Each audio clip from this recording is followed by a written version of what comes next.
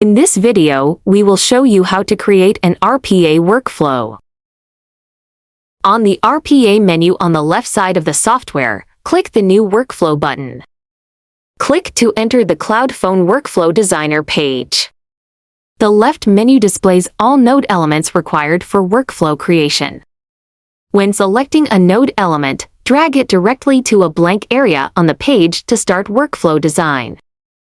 The import or export function only supports workflow files exported by BitCloud phone. Global variables allow custom creation of variable values which can be directly called and reused when designing RPA workflows later. The global variable table supports creating multiple variables of various types such as text, number, and time, which can be used directly after configuration. Set exception handling for the workflow. Exception handling includes two types: global exception handling and individual node exception handling. You can set exception handling for individual node elements within each node. If an error occurs during node execution and the node is configured to follow global, exceptions will be handled according to this policy.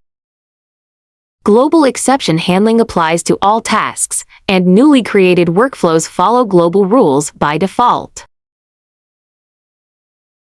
The Delete button here allows you to quickly remove nodes.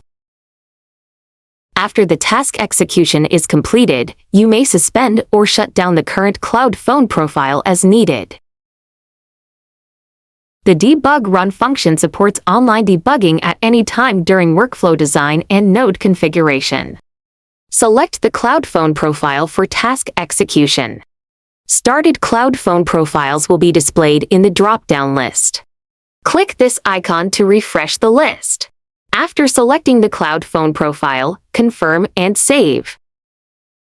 This area allows you to start or stop debug running.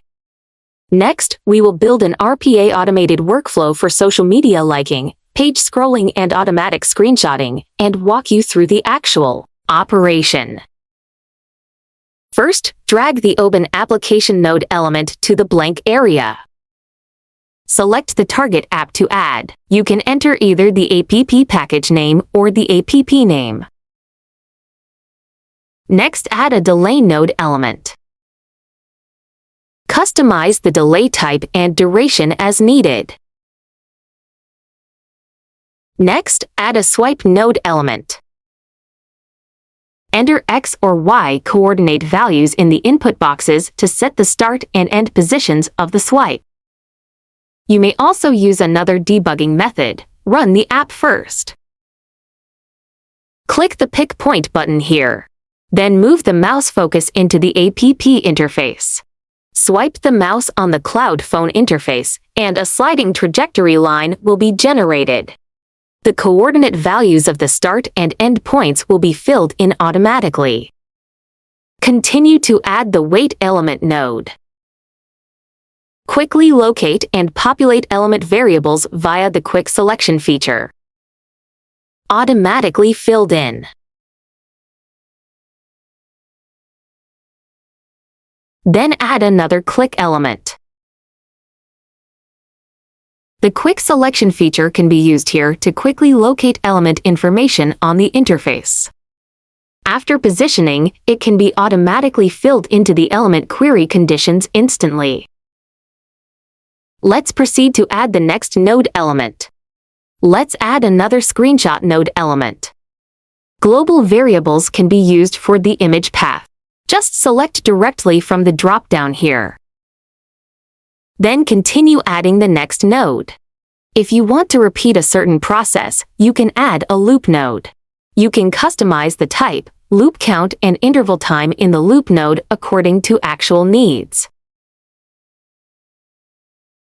Finally, add a node to close the application. Select the app to close. Either the app package name or application name can be filled in. You can also add a Go to Home page node at the end of the workflow. A complete RPA automation workflow is now fully designed. Click the Run Flow button in the upper right corner to verify whether the logic of each node in the designed process runs smoothly. Pay attention, during workflow execution, the dashed lines between nodes represent the real-time execution progress. Workflow execution completed successfully. Click the log entry to view the real-time execution status of each element node in the workflow. After completing workflow design, click the edit icon in the upper left corner to rename the workflow. After completing the workflow design, be sure to click the Save button in the upper right corner to save the workflow to the client for subsequent task invocation. You can view all created workflows here, which can be directly invoked when creating tasks later. Thanks for watching.